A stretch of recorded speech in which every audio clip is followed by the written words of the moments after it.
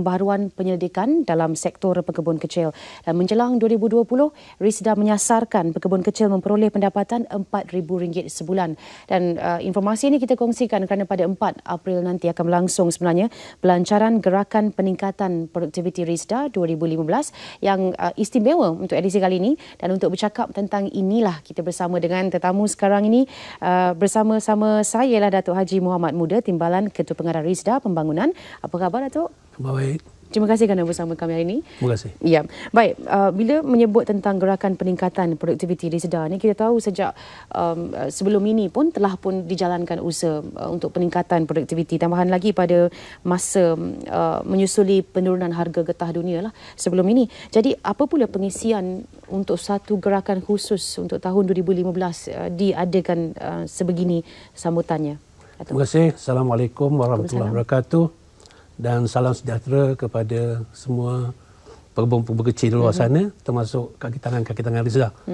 Sebenarnya kita akan mengadakan majlis perasmian gerakan peningkatan produktiviti peringkat nasional serentak seluruh Malaysia.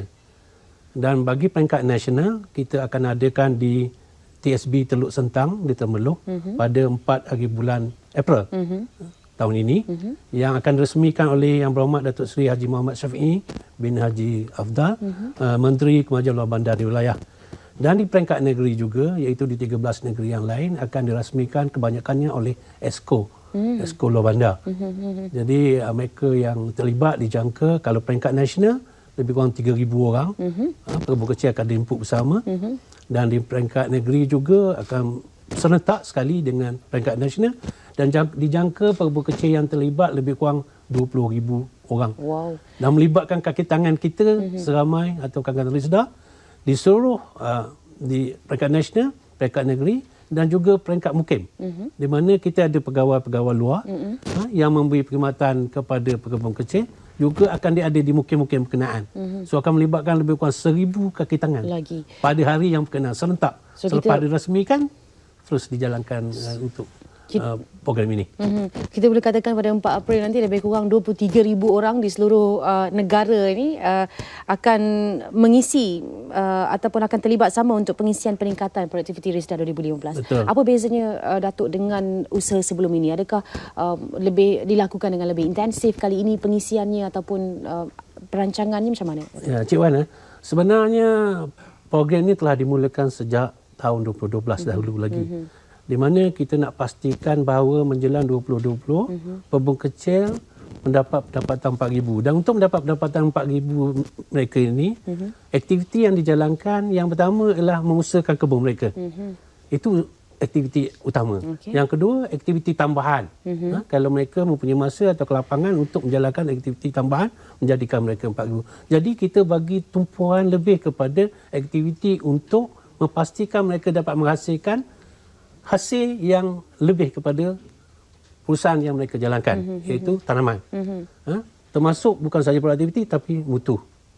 Jadi itu sebab kita lancarkan, walaupun kita dah pernah lancarkan 2012, iaitu gerakan membaja. 2013 kita buat galakan ransangan.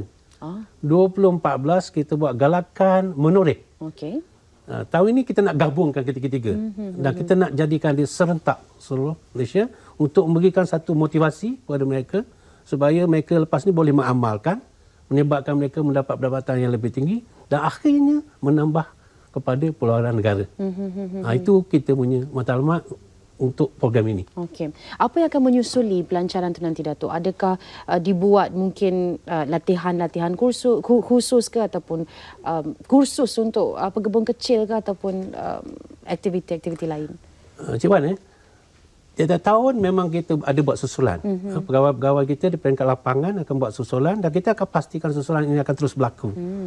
Contohnya pada tahun 2014, kita dah susul lebih kurang 140,000 pekebun kecil untuk mengamalkan amalan pertanian baik ataupun senang kita ceritakan tentang JAP. Sebab JAP itu satu standard. Standard piawaian untuk memastikan amalan itu berlaku dan berlakunya peningkatan. Jadi selepas pada ini kita akan teruskan.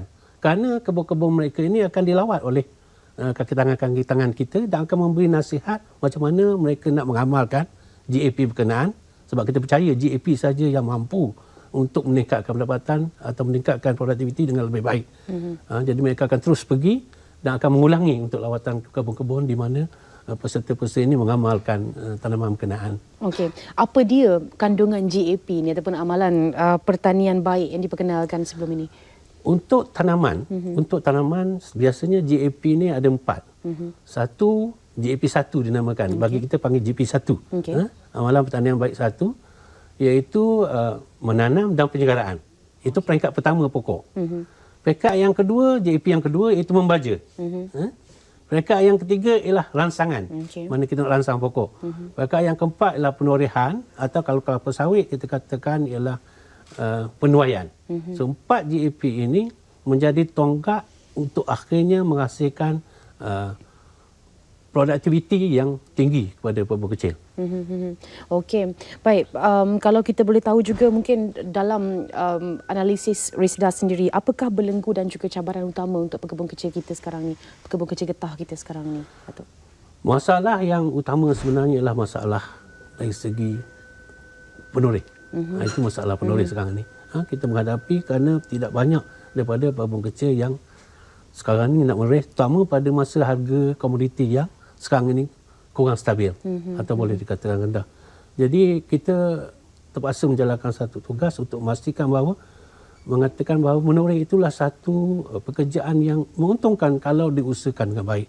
Sebab tu galakan-galakan ini kita berikan dan kita buat pelancaran-pelancaran ini untuk memastikan bahawa menoreh dengan cara yang betul mendapat hasil yang baik dan mampu untuk menyara bagi mereka yang bergantung sepenuhnya kepada kebun getah yang kita namakan dia sebagai pemilik pengusaha. Okey, dan kerana itulah sebenarnya seperti kata Datuk tadi, pelbagai inisiatif dan usaha dibuat untuk menggalakkan, memberi kemudahan, insentif dan sebagainya. Dan saya tertarik juga apa yang Datuk bawakan sebenarnya di studio kita hari ini ialah sekeping kad yang mungkin orang lain tak ada tapi pekebun-pekebun kecil getah memilikinya. Betul, Datuk? Belum lagi. Ia dinamakan sebagai kad pengenalan pekebun kecil SIC. Akan memilikinya lah. Jadi apa kalau boleh Datuk terangkan apa dia SIC ni? Terima kasih Cik Wan. Sebenarnya ini kad ni ialah kad saya. Ini saya pun sebenarnya seorang pekebun kecil. Sebab tu nama tu tertera. Ini bukan kita buat sampel tapi memang kad yang dah ada memang, pada saya. Untuk pekebun kecil saja. Pekebun kecil saja yang boleh memilikinya. Sebenarnya Cik Wan kita pernah buat banci pada tahun 2013 peringkat kebangsaan. Kita dah ada lebih kurang 532,000 pekebun kecil seluruh Malaysia. Sama ada getah ataupun sawit. Kalau senang nak cakap 378 itu ialah pekebun kecil getah, bakinya ialah pekebun kecil kelapa sawit. Daripada banci yang kita buat, kita ada database. Jadi kita nak perkenalkan kad pengenalan pekebun kecil. Kad pengenalan ni penting. Yang pertama, dia ialah pekebun kecil.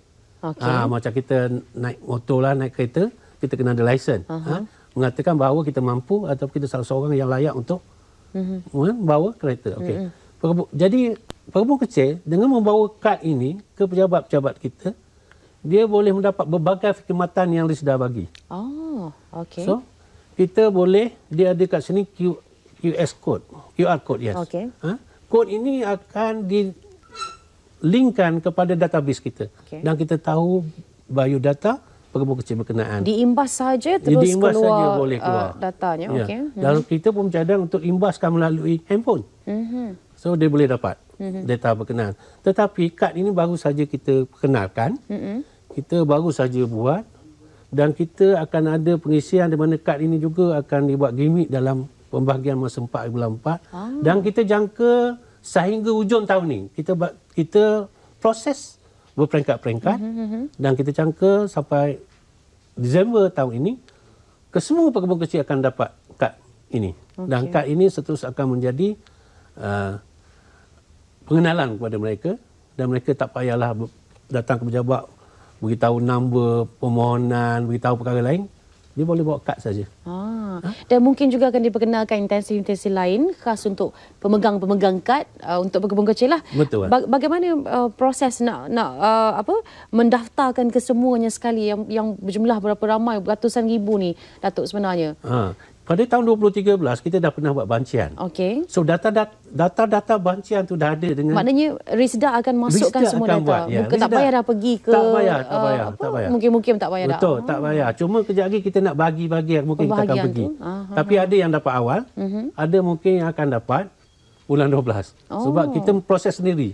Kita cut dan kita buat proses cut ini di pejabat dan kita akan pastikan pembuka akan dapat pada hujung tahun inilah. Mungkin melalui pos ataupun pegawai Risda akan pergi sendiri serahan tangan, maksudnya macam mana? InsyaAllah kita akan cuba berbagai-bagai cara. Tapi yang paling akhir tak dapat kita akan pergi jumpa pembuka kecil berkenan dan menyerahkan dengan tangan.